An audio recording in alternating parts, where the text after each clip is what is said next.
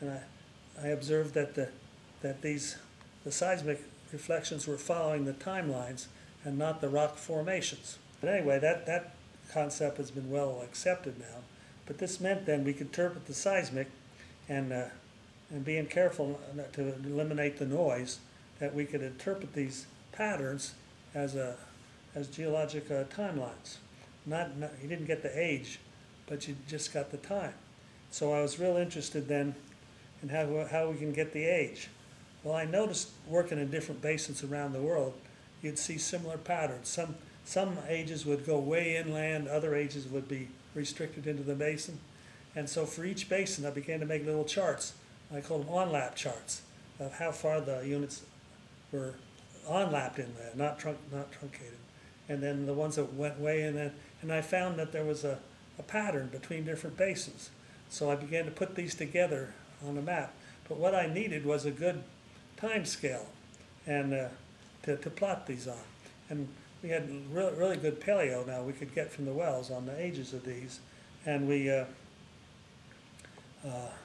then, so my first time, so I went to our research manager and said, so I made these paper charts with all these onlaps on it, just one on top of the other.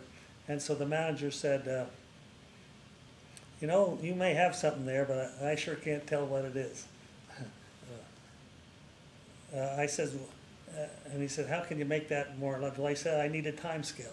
So he got one of the geologists, I wish I remembered some of these names now, of the geologists, one of the paleontologists, to make me a time scale.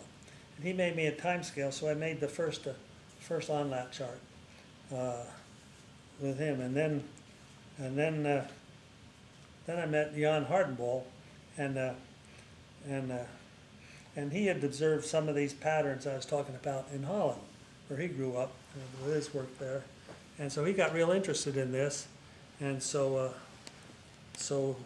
we worked together on age dating all this, and then he got his friend Bilal Haq, who was working for us, to put together a very careful time scale with all the paleo zones, the planktonic zones, forum zones, and everything on this chart, so we could plot these patterns more precisely. So we made these charts. I guess we still call them onlap charts, but now we had good dating, and we made these. How many bases did you use to double check the time? 2, 3, 10?